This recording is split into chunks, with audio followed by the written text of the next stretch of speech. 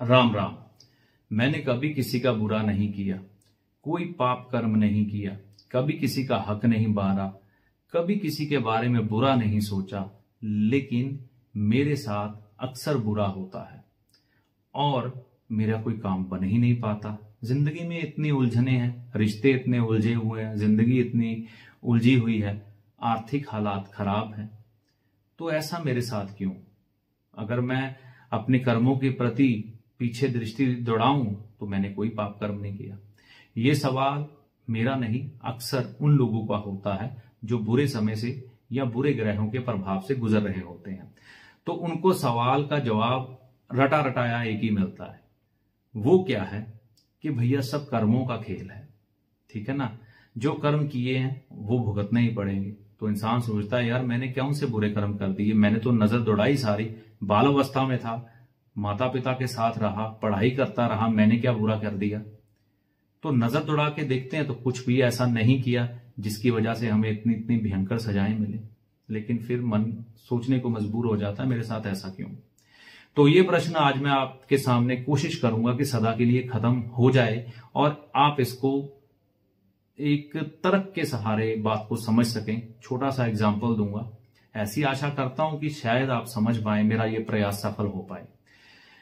कुछ साल पहले की बात है, टीवी पर एक लड़की का इंटरव्यू आ रहा था जिसे लंग्स कैंसर हो गया था, ठीक है।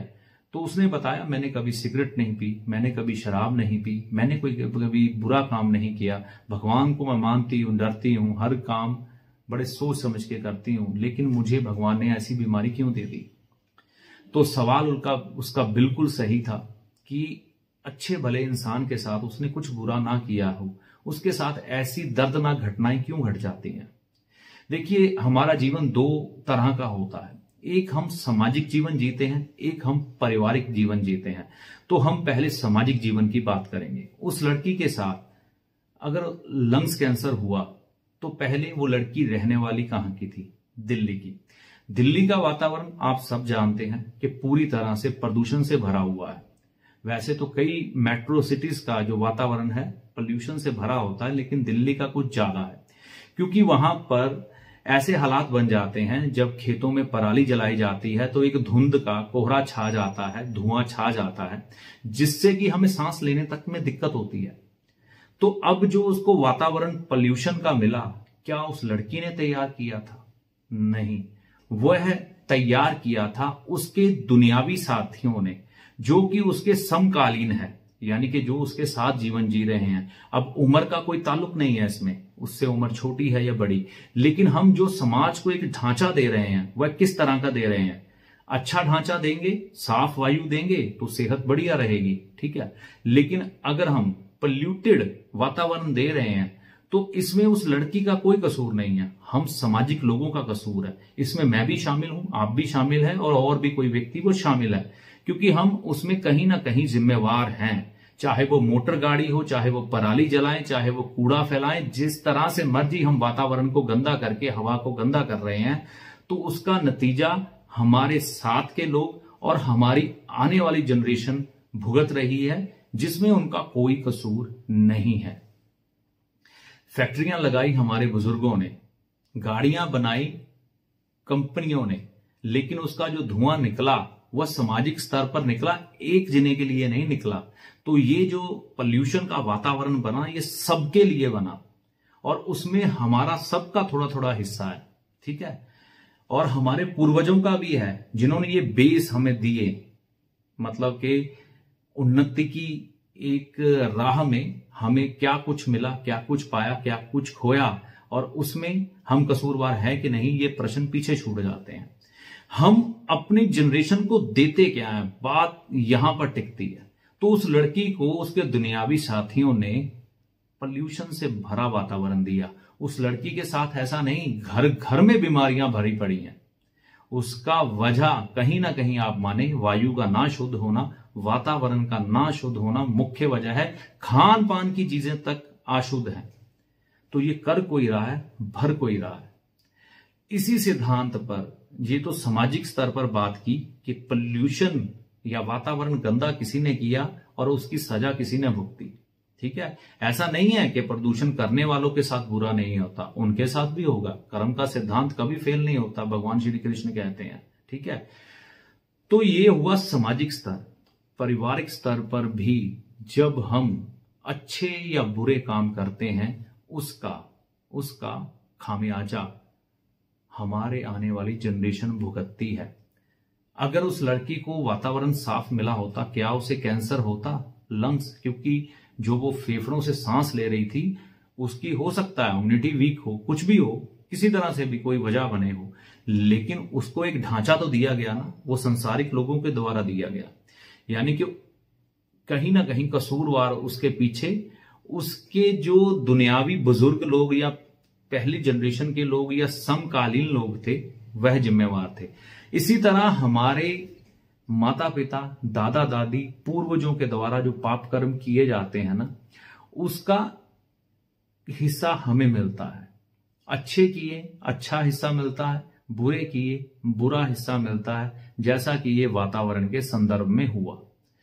तो ये प्रश्न कि मैंने किसी का बुरा नहीं किया, मेरा क्या कसूर है, ये सिद्धांत यहां पर खत्म हो जाता है कि जो हम अपने समाज को परोसेंगे, वह समाज उसी ढांचे में उसी ढंग से जिंदगी जिएगा, और जो हमारे पूर्वज हमको देके जाएंगे, उसका अच्छा या बुरा फल हमें भोगना पड़ेगा। ये उदाहरण है। अगर हमने वायु गंदी की तो लंग्स कैंसर हुआ, अगर हमने कर्म गंदे किए तो किस्मत खराब हो गई। फिर कि मेरी कोई काम नहीं बनता, मेरी जिंदगी में रुकावटें बहुत हैं, तो इसका सीधा सिद्धांत है कि भैया आपके जो पूर्वज थे उन्होंने गड़बड़ की है। आपके दादा, आपके पिता, आपके परदादा, आपके चाचे, आपके ताए, जहां तक खून का असर जाता है, तो उनके किए हुए पाप कर्म या अच्छे कर्म जब आपको प्रभावित कर सकते हैं, तो अगर सामाजिक स्तर पर भी ये होता है तो वो भी प्रभाव पड़ता है, और पारिवारिक स्तर पर भी ऐसा होता है तो उसका भी प्रभाव पड़ता है। अब पारिवारिक स्तर पर अगर कोई बुरे कर्म किए हो, तो ऊपर से जो रडार होता है ना, जो फोकस होता है, वो आपकी खोपड़ी के ऊपर होता है कि ये इसके जो पिछले रिश्तेदार थे, ये उनका कर्म है, तो भैया तुम भुगत। तो इसमें आपका बुरा कर्म किया या नहीं किया मायने नहीं रखता, इसमें पीछे क्या किया गया हमारे बुजुर्गों के द्वारा वह मायने रखता है। बस इतना सा उदाहरण है, और मैं ऐसी आशा करता हूं बड़े सरल शब्दों में समझने की जरूरत थी, वह मैंने समझाने की भी कोशिश की कि लड़की ने सिगरेट नहीं पिया फिर भी लंग्स कैंसर हो गया, क्योंकि हमने उसको पोल्यूटेड वातावरण दिया। इसी तरह से हम पोल्यूटेड किस्मत या दूषित किस्मत कमाई करने के लिहाज से जब हम सोचते हैं कि यहां से भी बटोर लूं, वहां से भी बटोर लूं, रिश्तेदार का हक भी मार लूं, किसी से पैसे उधार लूं वापस ना लूं, यहां तक मेरी लालच बढ़ जाए कि मैं अपने भाई बहनों का पैसा भी खा जाऊं, कहीं से भी मुझे मौका मिले मैं आंखें बंद करके बस धन अपने अंदर ले आऊं, ठीक है, तो इसका खामियाजा आपके साथ हो सकता है कि ना आपको भुगतना पड़े। जैसे कि दुनियावी लोगों ने वातावरण गंदा किया लेकिन उनको नहीं सजा मिली, थोड़ी सी आगे की जनरेशन को मिली, तो ऐसे ही आपकी वो सजा हो सकता है आपको ना मिले। कई लोग ये कहते हैं प्रश्न, ठीक है ना, लोग जो बुरे कर्म करते हैं वो तो ऐश करते हैं, भैया आप हमको नेकी के राह पे चला रहे हो, तो भैया बचता कोई नहीं है। फिर तो सारे ग्रंथ, सारी महाभारत, सारी रामायण साइड में रख दो, उसको बिल्कुल मत पढ़ो, भगवान झूठ बोल रहे हैं। तो कर्म का फल मिलता है, 100% मिलता है। उदाहरण के साथ मैंने आपको समझाया है, जैसी किस्मत जैसी कमाई आप अपने बच्चों को खिलाओगे, जो संस्कार उनके अंदर भरोगे, जैसी कमा के लाओगे वैसी खिलाओगे, उसी अनुसार उनका भाग्य तैयार होगा। हो सकता है तुम वो भाग्य देखने के लिए मौजूद ना हो, लेकिन वो कांटे तुम बो के जाओगे, जिस तरह से तुम्हारे जीवन में तुम्हारे पूर्वजों ने बोए हैं। अब तुम फैसला नहीं कर पाते कि उन्होंने क्या बुरा कर्म किया, लेकिन जिस चीज की खराबी है वो ग्रह खराब है, इसका मतलब क्या कि पूर्वजों ने उसके संदर्भ में कोई गलती की है। तो ध्यान यहां पर यह रखना है कि हमें इंसान बनना है, कबूतर नहीं।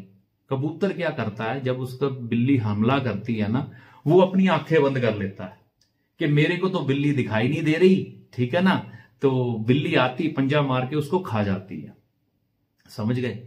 बिल्ली आके पंजा मार के खा गई, उसको मौत हो गई उसकी, उसको पता में लगा मैं मर गया, ठीक है ना।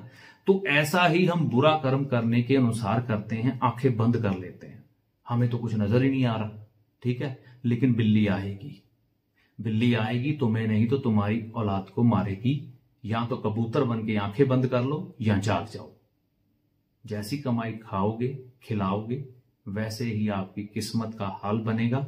अगर आपके साथ बुरा समय घटित हो रहा है तो पूर्वजों की गलती है, आप ये गलती ना दोहराएं, अपना कुछ ठीक करें और अपने आने वाली जनरेशन यानी कि आपके बच्चों के लिए अच्छा करें। ये पारिवारिक स्तर पर हुआ और सामाजिक स्तर पर भी जागरूक होइए और वातावरण बहुत अच्छा स्वच्छ बनाएं, ना कि नदियां गंदी करें, वायु गंदी करें, तो फिर मानसिकता भी गंदी हो जाएगी। और मानसिकता जो गंदी होगी तो आपके सामने है आज के समय में क्या कुछ हो रहा है। तो ये केबल टीवी का जमाना हमारे समय में शुरू हुआ था और मोबाइल का भी, और आज इसका खामियाजा हमारे बच्चे भुगत रहे हैं। विज्ञान है, लोग कहेंगे तरक्की करनी जरूरी है, हाँ करें, लेकिन इसको एक अनुशासन के ढंग से जिए और वातावरण का ख्याल रख के चलेंगे तो समाज भी साफ रहेगा। और किस्मत और कर्मों का ध्यान रख के चलेंगे तो आपका आने वाला कल, आपके बच्चे और आप भी साफ सुथरे और शुद्ध रहेंगे। तो ऐसी आशा करता हूं कि आप इस कर्म के सिद्धांत को समझे होंगे।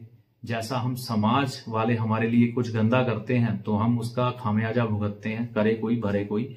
इसी तरह से हमारा परिवार में कोई गलत करता है तो करे कोई भरे कोई का सिद्धांत आ जाता है। इसमें फिर आपके बुरे कर्म किए हुए नहीं दिखाई देते जो आपके पूर्वजों ने किया है, क्योंकि आप उनकी ही औलाद हैं, तो भरेंगे। जैसे समाज के लोग किसी की गलती का खामियाजा, पराली किसी ने जलाई, आग किसी ने लगाई, पोल्यूशन किसी ने किया, नदी गंदी किसी ने की, लेकिन बीमारियां किसी और को पकड़ गई। करने वाला बच गया, लेकिन बचता वो भी नहीं है, उसकी भी औलाद है आगे, ठीक है ना। तो जैसा वो करता है उसका परिवार भुगतता है, तो हम जैसा हम करते हैं हमारा परिवार भुगतता है। तो कमाई की तरफ सतर्क रहें, अच्छा कमाएं और अपने कर्मों को जो पूर्वजों के द्वारा खराब किए गए हैं उनको सही करने के लिए चैनल से जुड़े रहें। ऐसा कुछ करता रहूंगा अपनी अल्प बुद्धि के कारण कि आपको लाभ मिले, एक सही राह मिले, क्योंकि नहीं तो फिर वही बात है, रटी रटाई परिवार वाले, संत, ज्योतिषी और सामाजिक लोग, सब कर्मों का खेल है भैया। जैसे कर्म करोगे वैसा भरोगे। समझो तो सही, लीकेज हो कहां से रही है, तभी तो सुधार होगा। अगले वीडियो तक के लिए जय माता दी।